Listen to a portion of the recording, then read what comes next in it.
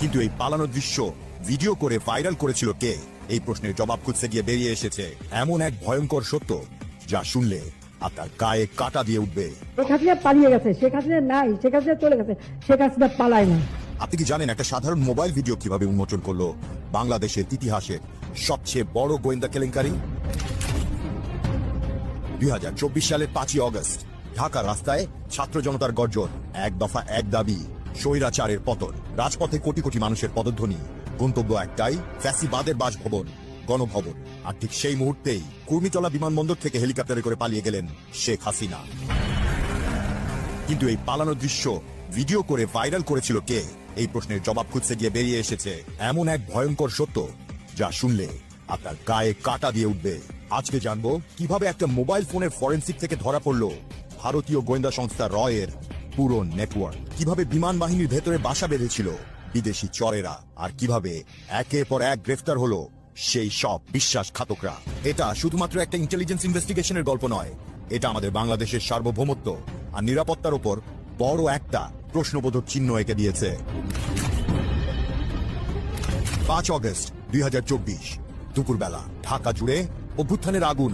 আর ঠিক সেই সময়ই সামাজিক যোগাযোগ মাধ্যমে ভাইরাল হয়ে গেল একটি ভিডিও, পালাইছে রে পালাইছে, শেখ হাসিনা পালাইছে। এই স্লোগানটি সেদিন সারা দেশে ছড়িয়ে পড়েছিল এই ভিডিওর কারণেই।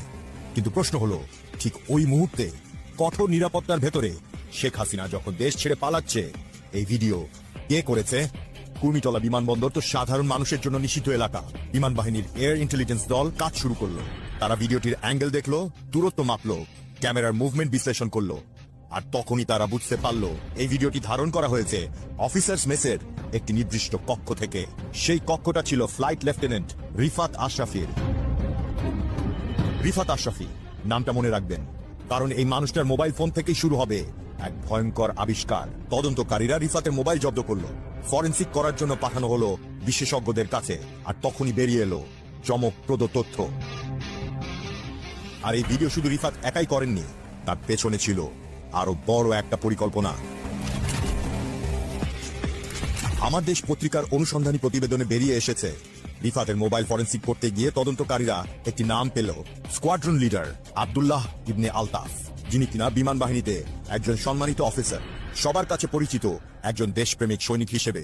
কিন্তু আসল পরিচয়টা ছিল সম্পূর্ণ আলাদা। স্কোয়াড্রন লিডার আলতাফ আন্ডার কাভারে কাজ করত ভারতীয় গোয়েন্দা সংস্থা রয়ের হয়ে। তিনি ছিলেন রয়ের একজন সক্রিয়